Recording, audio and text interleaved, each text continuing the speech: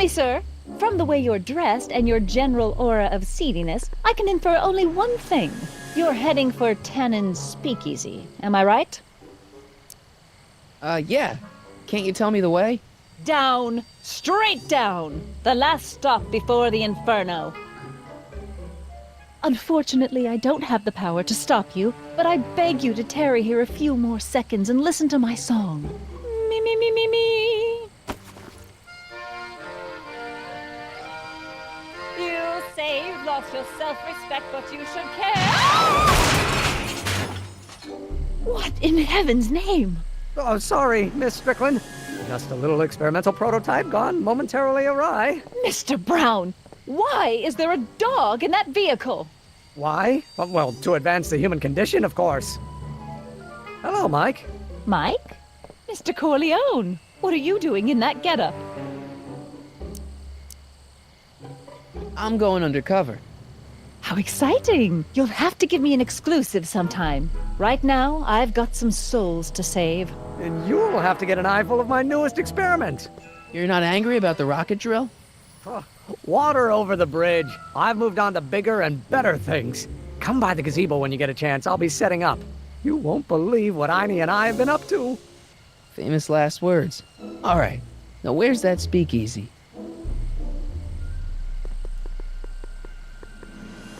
Mike, you're just in time. How have you been, Emmet? I know I haven't seen you in a couple of months. I'm great, and I owe it all to you. Really? Yes, that argument I had with my father during our jet drill experiment gave me the incentive to finally quit that dreary court job. I've committed myself full-time to a life of science. So, thanks for watching Einstein while I've been away. It's been a pleasure. He's proven to be a surprisingly willing test subject. It's almost as if he's been working with me for years. More like decades. What's the story with the little car and all this equipment? Einstein and I are conducting a few experiments with this 1/4 scale model to work out a few hitches in my planned demonstration at the Hill Valley Expo in a couple of months. A radio-controlled car? No. Well, yes, but it'll be so much more than that. It will amaze the world. Aha! Got it! Got what? I'll show you. Ready to go, Einstein?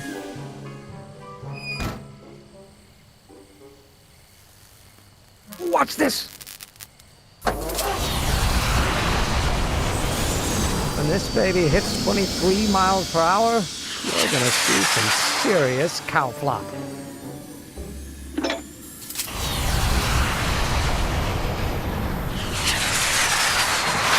Einstein! Oh! Get him out of there! Not to worry. I've got a fail-safe eject mechanism around here someplace. See? Nothing to worry about. Nothing.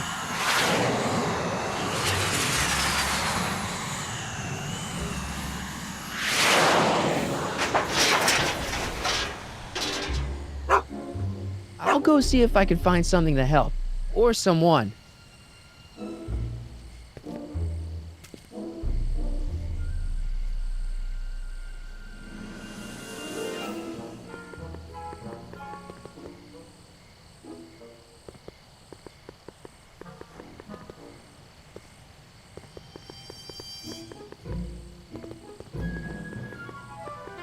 Cool. Frankenstein.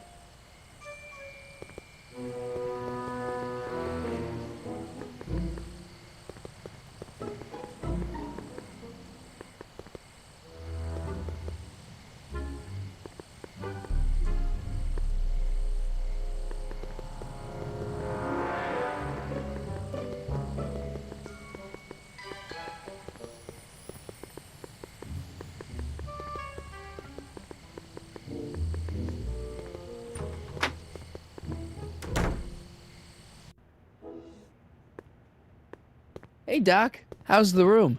It's a little cleaner than I would have imagined for a Depression-era flophouse. How are your investigations going?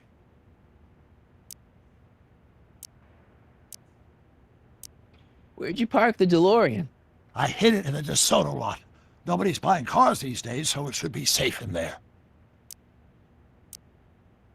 Why didn't you tell me I'd run into your younger self tonight? Because I don't remember being out here tonight. Clearly, your interactions with my younger self 2 months ago have slightly altered my personal timeline. I never had the nerve to perform public experiments like he's doing.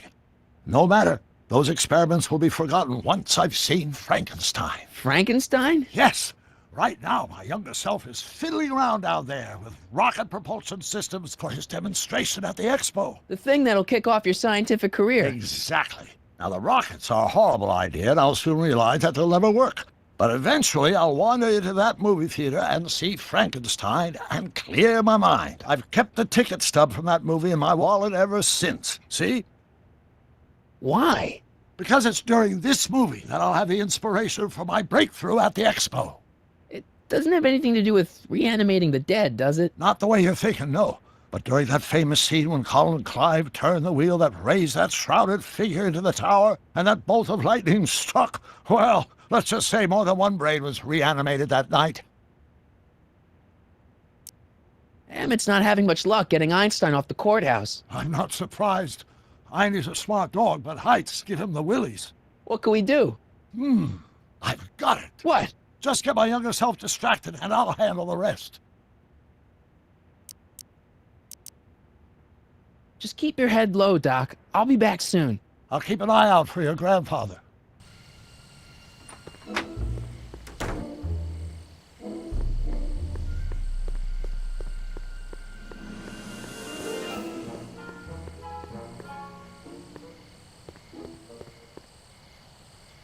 Don't worry, Emmet. I'm sure you'll get it right someday. Oh, I'm not worried about that. Right now, I'm more concerned with Einstein.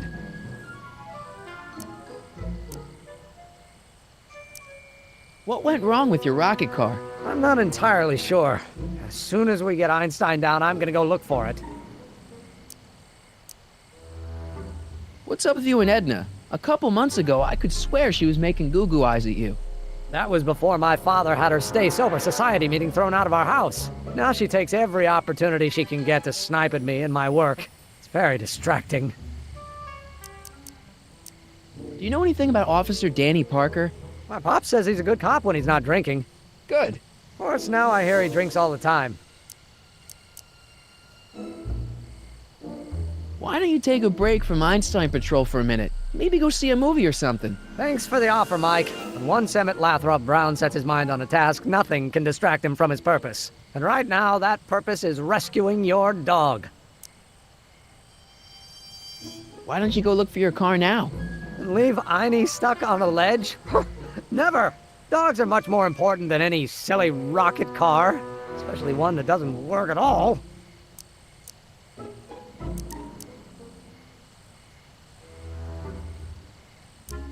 You know anything about Trixie Trotter? The songbird of the Sierras? The nightingale of the north? The floozy of the foothills? Never heard of her. And I've definitely never snuck into Tannen's speakeasy to listen to her. Have you seen that Frankenstein movie yet? I hear it's pretty inspirational. Not yet. I've been so busy with my rocket car that I haven't found the time. But I'm planning on going tonight. At least I will once I get Einstein down. Well, I'll go off and see if I can get some help. You do that. I'll stay here and see if I can think of a way to get Einie off that ledge.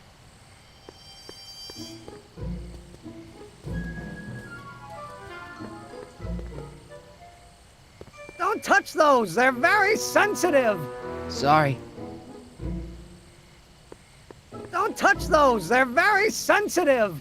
Sorry.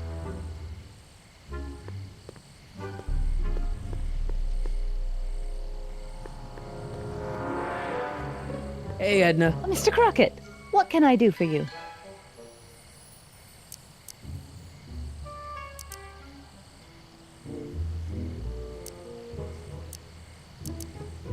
Hey, I got a hot lead for you. Oh, what is it?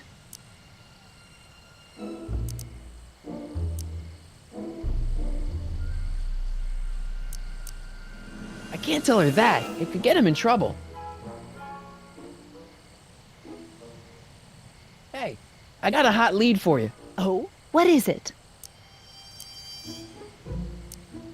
Young scientist strands dog on courthouse roof. What? Look over there. Oh, for goodness sake. Mr. Brown! Please, Miss Strickland, not now. Can't you see I've got a rather delicate situation on my hands at the moment? My trial run... Trial run? Public hazard, I call it. And I'm sure my editor will agree.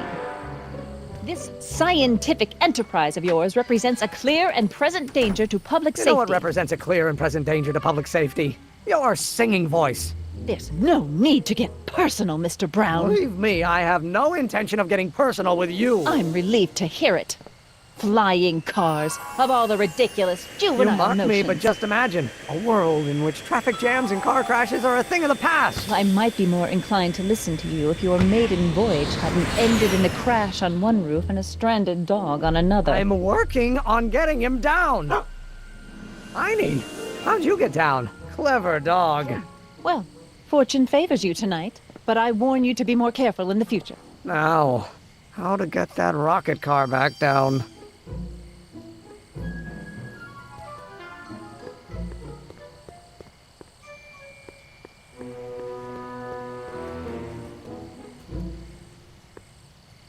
Testing. Sibilance. Hey, quit playing with my equipment. Sorry.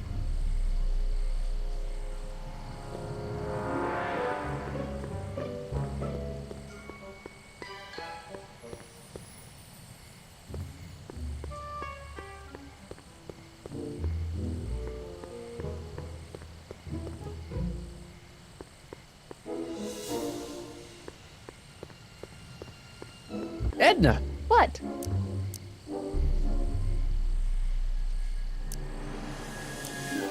What's going on with you and Emmet? The last time I saw you, you seemed to be kinda interested in him. That was before I belatedly realized that his agreement to host my Stay Sober Society was a clever ruse to ferry barrels of hooch to his so-called laboratory.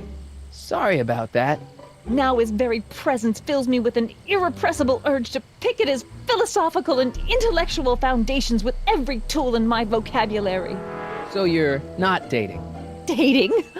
The mere thought of romantic involvement with that undisciplined techno-anarchist is preposterous. Good. What was that song you were singing earlier? Do you like it? I wrote it myself. It really gets the toes tapping at the Stay Sober Society meetings. Although I suppose that could be the shakes. Would you like to hear it again? Maybe later. I'll be here all night.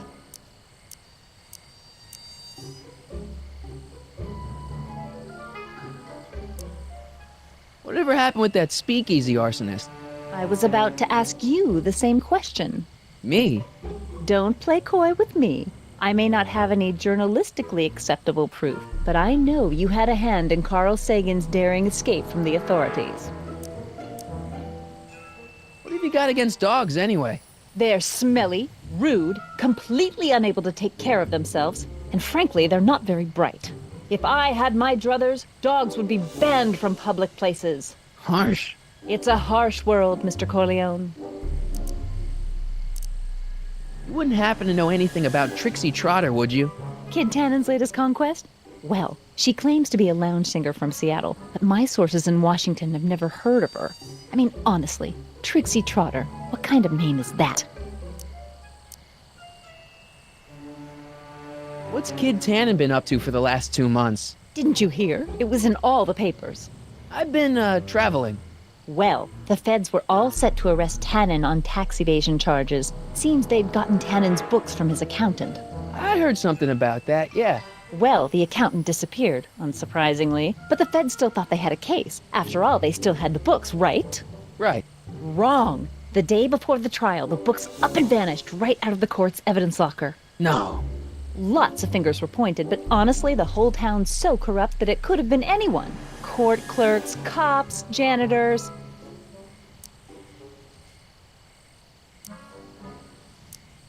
So Kid's walking around free? Free, clear, and laughing it up in his new speakeasy. The feds want to bring a case up against him, but without those books, they've got nothing.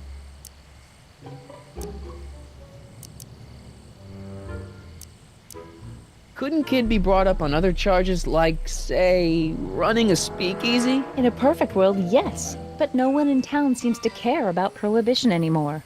The feds are only interested because of the lost tax revenue. Do you know anything about Officer Danny Parker? Parker? Just another soul lost to the twin vices of booze and despair.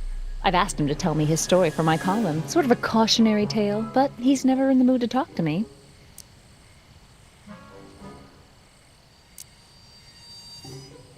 Didn't you think that Sagan was innocent? I used to, but after he escaped, 2 more speakeasies were torched in Colfax and Georgetown. That's just a coincidence. Coincidence? Or is our friend Carl a serial arsonist?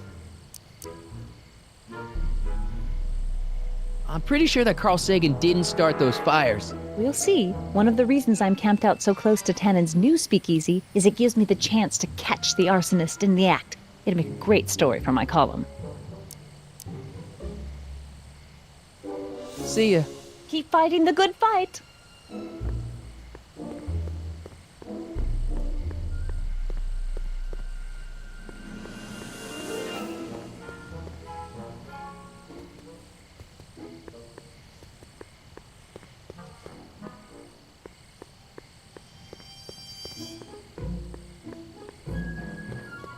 It's closed for the night.